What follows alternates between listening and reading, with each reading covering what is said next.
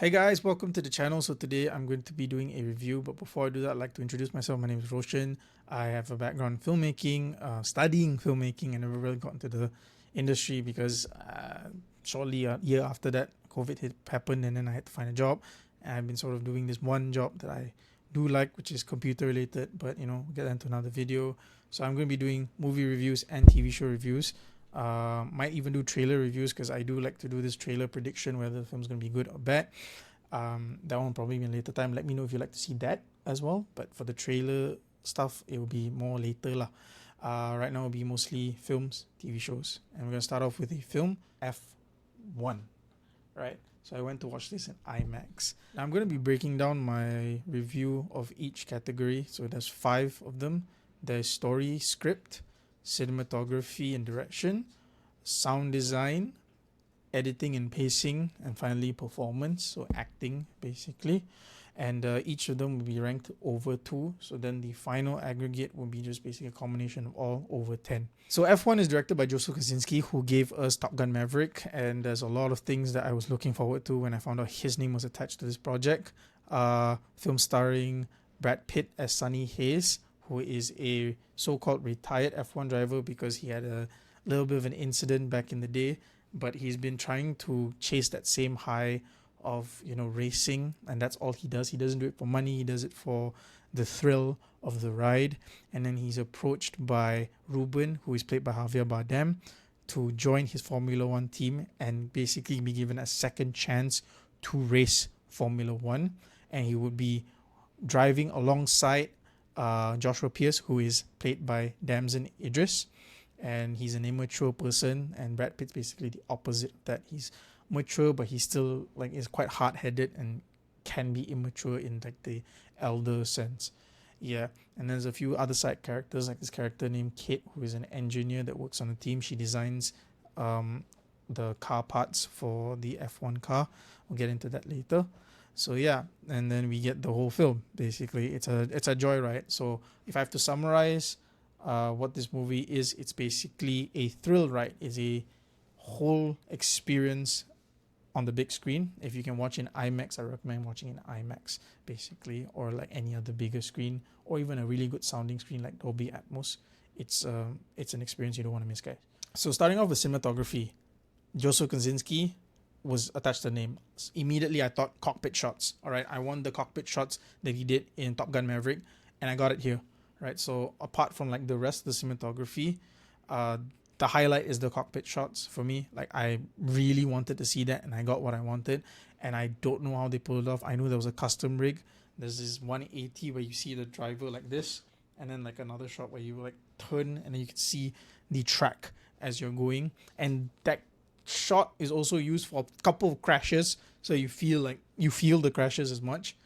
It's very complemented by sound design, which I'll get to later as well. But yeah, so the action cinematography is really good. Now what about the plain cinematography? Not so textbook, but not so symbolic in any way. It's just basically to help symbolize or establish two characters and their headspace in a sense, how this one, and then tighter shots used for what. It's very textbook. It's nothing too great, but it definitely innovates in the sense of when the actual action is. So as far as the film's main goal of being experienced, it nails in cinematography really well, but it also knows when to look nice also, when it comes to the human moments. And it's a very pretty film. It's still a very pretty film, I have to be honest with you. I'll get to the story next. Basically, story basically implies script. I should have done this first, but basically story implies script. Script wise, this film's script is not bad, it's not great. I feel like it's in between but slightly better, about 60 to 70% there. So I basically spoil the score. It's a 1.2 out of 2 for me. Reason why is because it's very textbook. It's nothing special. It's not innovative in any way. It's not trying to be, but I guess that's the goal of the film as well. It's just to complement the experience. But even for a complimentary story, I feel like it's very well written. It is you care about the characters. Character of Sonny Hayes is well written as well. Damson's character is very well written. You see the emotional immaturity and maturity of the two with the dynamic and everything, and even line deliveries. Right, they swear when they need to. They don't swear when they don't need to, and even like scenes where a character should be angry is not over exaggerated. Um, the like the dialogue part like complement to the acting as well, which we'll get to later. As I said, it's written tastefully, like it has the same kind of writing style that was in Top Gun Maverick as well. So there were moments of emotions where like you felt for the characters and stuff. Like it was well written, and I can't really get to what part of the story is on because it's very spoilery. Trailers don't reveal a lot, so yeah, story wise it's decent, it's good. 1.2, that's like still high for me because I can be a bit harsh on story, by the way. So yeah, it's a simple story but it works. Now moving on to sound design. So sound design was okay. So like it complements the cinematography really, really well. It's on par with the sound design in Rush and Ford versus Ferrari. A little bit definitely much better than Gran Turismo. Gran Turismo was good, but still, like I feel like I enjoyed Rush and Ford versus Ferrari's sound design way more. But this one's like a very, very, very, very close contender to those two. Like it's on the same podium. So like they're all like 1, 2, 3. And what I mean is like when there are moments to not use audio, like let's say emotional moments or the crash, they cut abruptly when needed, and it helps heighten the emotions of when you're watching. Like things happen suddenly. It's for shock factor, and it's done well, right? It's mixed well as well. And then the whole sound design of the car, I feel like was amazing. Like I was wondering, how can I not do this when I'm doing car cinematics? And I was like, what am I missing?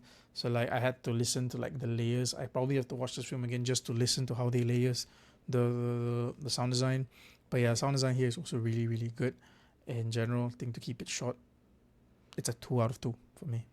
Dolby Atmos is probably your best option if you care about sound design more than the actual big screen. But like IMAX, some IMAX can do both. Mine was lackluster a bit sound wise, but it was nice on the screen. So yeah, moving on is the editing. Editing wise, I think this is very much on par with Ford vs Ferrari in my opinion. It's not too slow, it's not too fast, it's cut perfectly. Moments where characters talk and like they have tension, it's held just perfectly, and then how they break the tension with the cuts also works. The action sequences are cut really well. They hold shots when needed during the action sequence as well, especially when it comes to crashes, by the way. I love that part. So yeah, editing 2 out of 2. Pacing was decent. It was like definitely not draggy to me. Some people say they could have been shorter, but personally I did not feel that at all. I felt like it was cut really nicely. Last but not least is performances. Now performances by Brad Pitt and Damson really well. They play off each other really, really well, and Brad Pitt's basically channeling Tyler Durden from Fight Club, but if he was older a little bit and a little bit more mature, but still, a little naughty here and there. His character is fun, very charismatic. Definitely makes people who doubt him love him by the end. Really, really good. Joshua Pierce, who is Damson's character, he's a brat. He starts off as a brat, but like towards the end you kind of care about him, and he has a really nice growth, and he it shows in his characteristics, like his body language and everything. Same with Brad Pitt. Yeah, and their chemistry is really good, both of them. The chemistry is like the rivalry, reminds me of Rush, with Hemsworth and Baron Zemo. Baron Zemo's, I forgot his name, but yeah, same level of chemistry. And when it comes to like romance, there is a little bit of romance in this film.